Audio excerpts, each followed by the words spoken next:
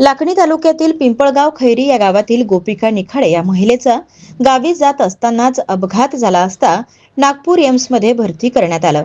यानंतर डॉक्टरने त्यांना ब्रेन डेड घोषित केल्यानंतर मुलगा व परिवार याने आपल्या आईचे अवयव दान करण्याचे निर्णय घेतला असून डोळे किडनी दान केले आहे। समाजामध्ये आदर्श निर्माण केला आहे। तर आज महिला दिनानिमित्त समर्थ महाविद्यालय लाखनी व गावकऱ्यांच्या तर्फे त्यांच्या परिवाराला सदिच्छा भेट देऊन त्यांचा सत्कार करण्यात आला आहे।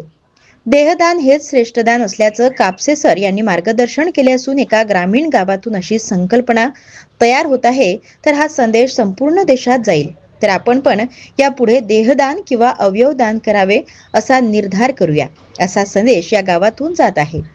तर निखाडे परिवाराने आपल्या आईचं अवयव दान केल्याबद्दल लाखनी तालुक्यात त्यांचं कौतुक होत आहे। या दिनाच्या निमित्तानं गोपिकाबाई निखाडे यांनी जे अवयव दान केलं आहे त्याची सगळ्या समाजानं देशानं नोंद घ्यावी आणि या निमित्तानं अवयवदान ही चळवळ बनावी। भारतामध्ये अनेक लोक अवयवांच्या प्रतीक्षेत आहेत। या प्रतीक्षा या निमित्तानं संपेल आणि महिला दिनाच्या निमित्तानं एक महिला जर अवयवदान करू शकते तर सगळ्यांनीच अवयवदान करण्याचा संकल्प या निमित्तानं केला पाहिजे। तो खऱ्या अर्थानं महिला दिन साजरा करण्यासारखं होईल। आमच्यासोबत झेडपी मेंबर पण मुद्दामहून या ठिकाणी डॉक्टर मनीषाताई निंबारके उपस्थित आहे। त्याही या निमित्तानं अवयवदान चळवळीच्या दृष्टिकोनातून कार्य करतात आहे। आमचं महाविद्यालय समर्थ महाविद्यालय लाखनी हे अशा प्रकारचं अवयवदान, देहदान, नेत्रदान, रक्तदान